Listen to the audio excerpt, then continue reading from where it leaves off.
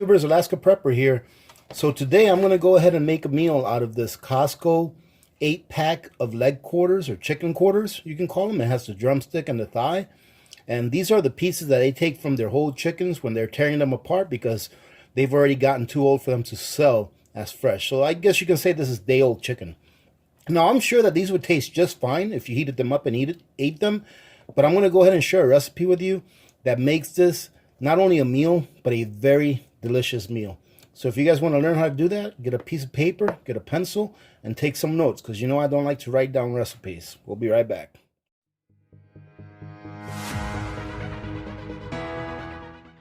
Alright, so the first thing we're going to need is a medium-sized onion. I probably have about 1.5 pounds of potatoes here. You can use more if you like, but that's about all I'm going to use.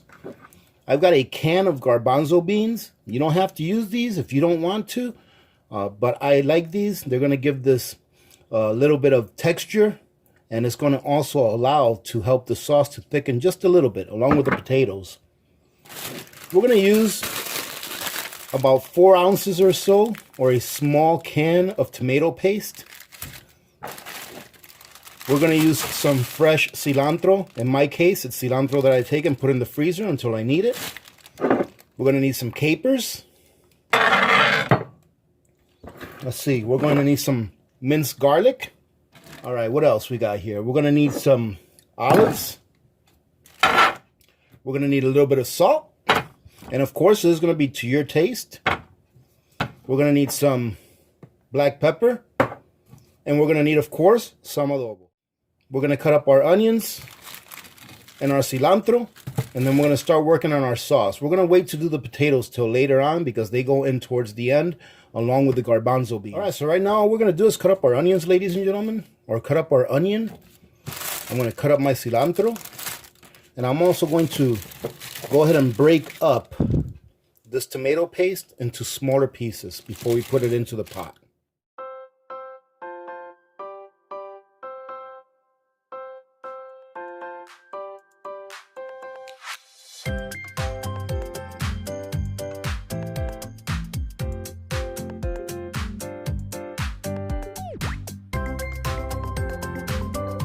All right, ladies and gentlemen, so now what we're going to do is we're going to go ahead and take those onions and the cilantro, put it in here. Forgot to mention that one of the ingredients, of course, is going to be a little bit of extra virgin olive oil. That's probably about 2 tablespoons. You guys are keeping track. I'm going to turn on my heat, and I'm going to get this to get pretty hot. Make sure that when we put the onions in there and the cilantro, that they're going to caramelize really quick. The cilantro will pretty much break down to nothing, but we want the onions caramelized before we continue.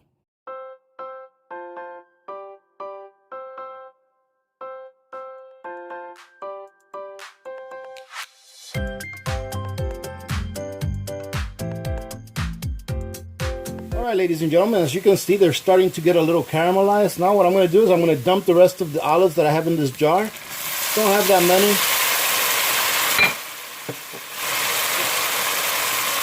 You can pretty much dump whatever you want in there, as many olives as you like. And then I'm going to put probably about a good tablespoon of capers in there.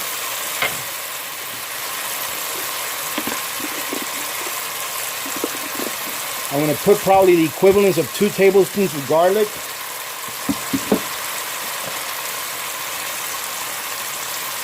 I'm going to put about half a tablespoon or so of black pepper.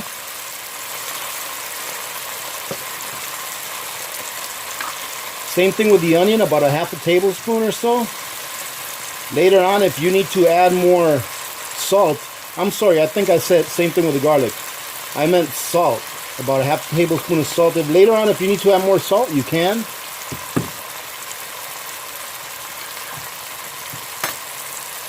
And then we're going to go ahead and throw some adobo in there. Not too much. Later on, if we need to put some more in, we can put some more in. That's probably about a tablespoon or so. And now we're going to go ahead and put in our tomato paste.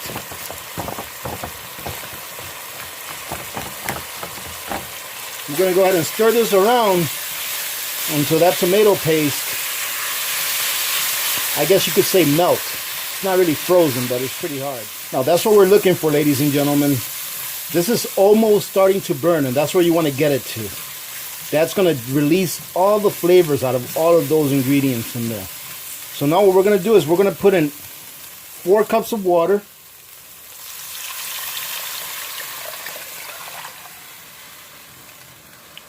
I'm going to go ahead and stir that around. And then we're going to get another 4 cups of water ready to go.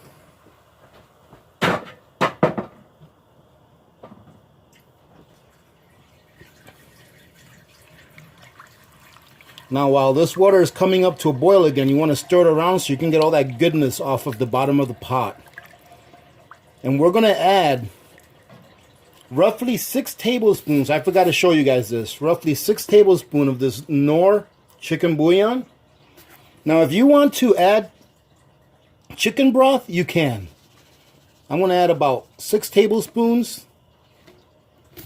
And that's going to be to about 8 cups of water altogether. I'm going to get another 4 cups here in a second. All right, we got another 4 cups of water coming. There we go. I'm going to stir this around until it starts to come to a boil. Now the only thing we have left to put in here is going to be, of course, the chicken. But we also have the garbanzo beans, the potatoes, and I also decided to go ahead and put in some diced carrots that I had in the freezer.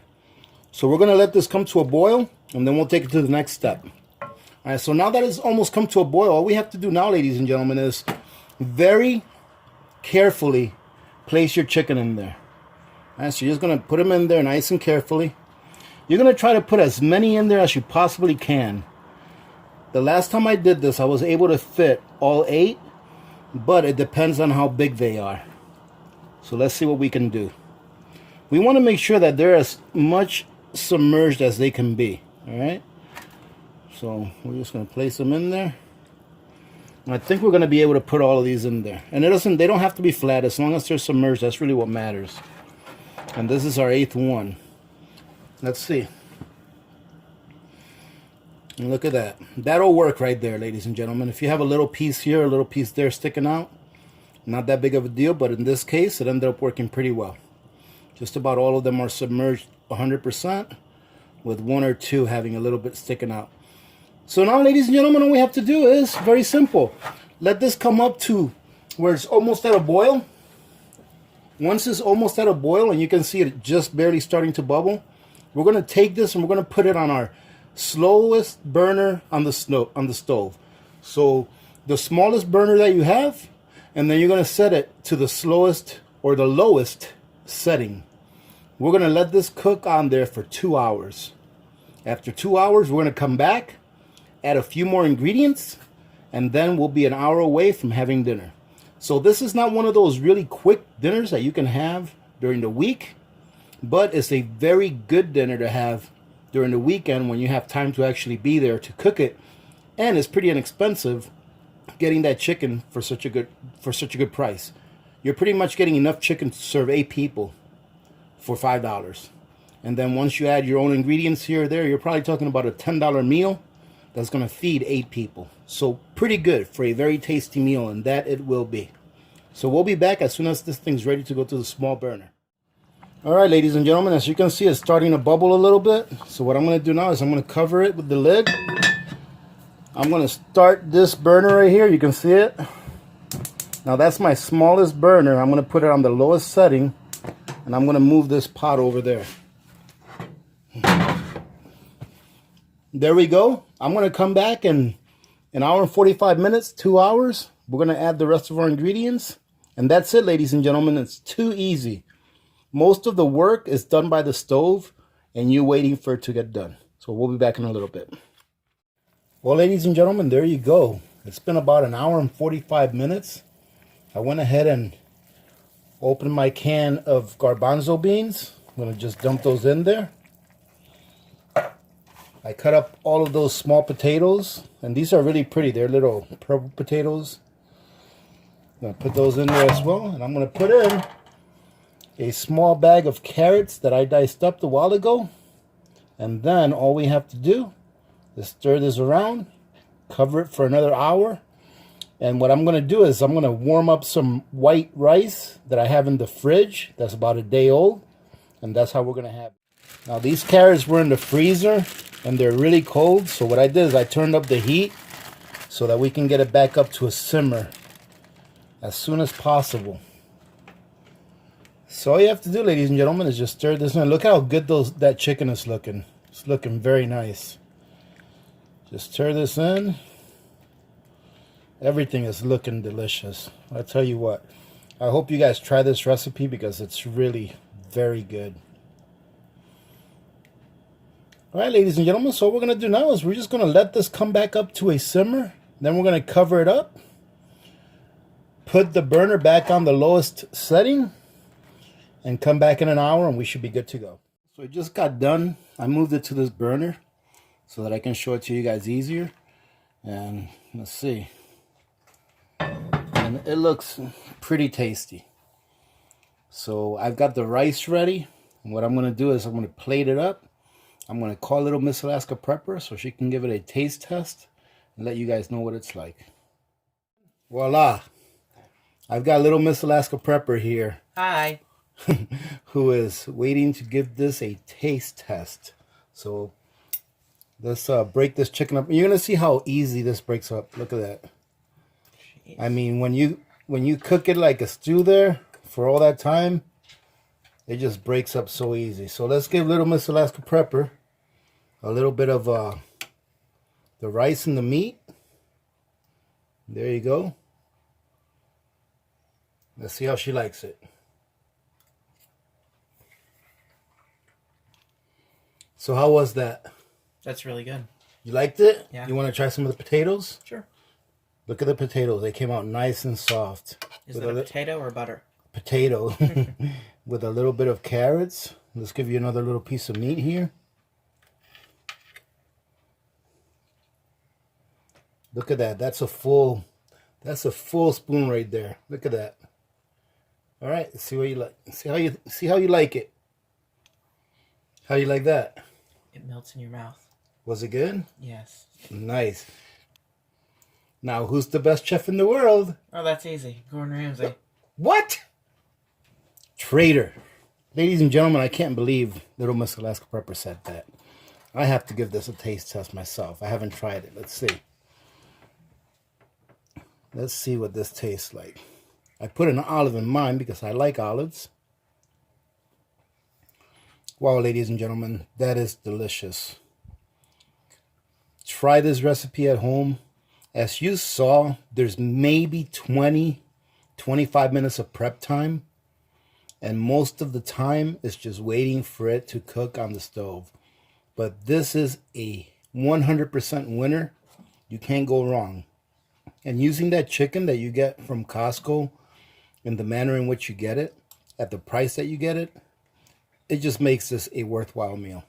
All right, ladies and gentlemen, well, thank you very much for joining. I truly do hope you guys try this recipe. I'm telling you that you will like it. It is so good. It's a very universal recipe that almost anyone would like. There's nothing about it not to like. If there are any things in here that you don't like if you don't like olives, or if you don't like the chickpeas, or the garbanzo beans, whatever they call these things, you don't have to put them in. But everything else is really good. Having said that, ladies and gentlemen, thanks again for joining in. Remember to be good to each other. When good people do good things happen. Remember to reach one, teach one, and repeat. If we all did this, the world would be a better place, and you know that it will be a better place. Many blessings to all of you and your families. This is Alaska Prepper and Little Miss Alaska Prepper, and we are out.